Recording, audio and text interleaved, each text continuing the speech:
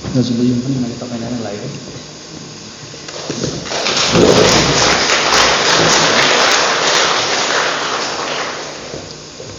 नमस्कार सबैजनालाई, धेरै सम्झना पनि। देवेन्द्र दाजुलाई बधाई, धेरै खुसी लाग्यो मलाई, रमाइलो आनन्द लाग्छ कविता सुन्नलाई। तर आज पुरै कार्यक्रममा बस्न पाउँदिनँ।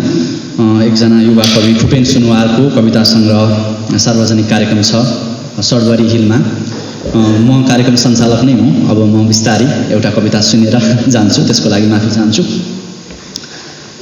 कविताको शीर्षक छ डोभर बीच।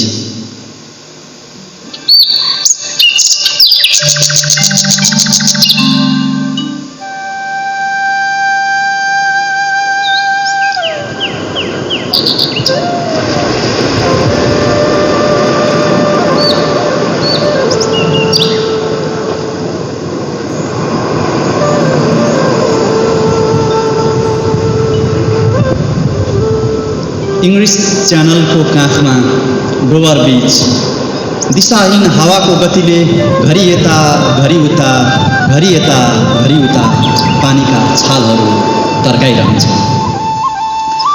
भैँसका नग्नताहरू समरको ग्ल्यामर सो विन्टर नछिप्पिँदै आत्महत्या गर्छन्।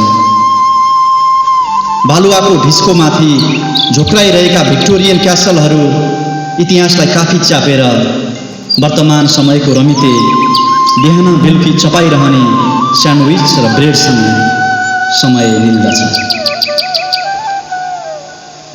समुद्रका छालहरूमा देखिने पानीका गुच्छा झैँ पब, बार र रात्रि क्लबहरूमा रात नचिप्पिँदै बैंसा चढेपछि बियर र हुस्कीको चकचकीले सर इल्टन जोन्सको नपुंसक सङ्गीतमा उफ्रिन्छन् इङ्ग्लिस गेहरू, नाङ्गिन्छन् लेडी कागाहरू। समुद्रमा तैरिँदै आउने पानी जहाजहरू साम्राज्यवादको भारी बोकेर विश्व परिक्रमा गरेर थाकेका उपनिवेश सधैँ ह्याङओभर सपना पालेर ढल्किँदै गएको उमेर, थोत्रिँदै गरेको जिन्स प्यान्ट र रित्तिँदै गरेको गिलास हेरेर जीवनको भारी बिसाउँछन् युरोपियन हिप्पीहरू। धन्यवाद, नमस्कार।